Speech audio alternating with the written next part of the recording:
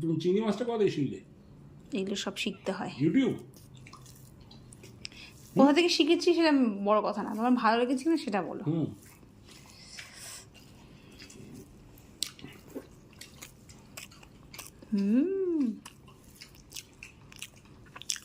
খোসা তো খাই, পরে যারা পটল যখন ভাজি তখন পটলের খোসা দিয়ে তো ভাজি। আলুর খোসা আমি খাই না। ঠিক আছে, সেটা কোনো, এটা ভালো লেগেছে তো, এটা হেভি। কালকে আবার যেতে হবে রুবিতে। এমন হ্যাঁ আশা করা যায়, হ্যাঁ। যেমন সোমবার ট্যাংরা হয়ে যাওয়া মনে হচ্ছে, বুধবার দিনকে হুলিয়ে মটন।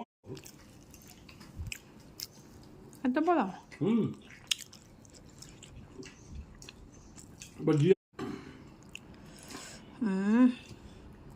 ট্যাংরা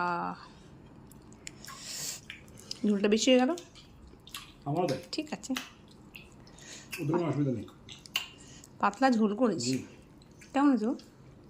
খুব ভালো। এ বললো যে ডিমের মধ্যে, মাছের মধ্যে ডিম আছে, কোথায় মাছের ডিম নেই তো? হয় দিদি, আচ্ছা বড়গুলো আছে, বড়গুলো আছে।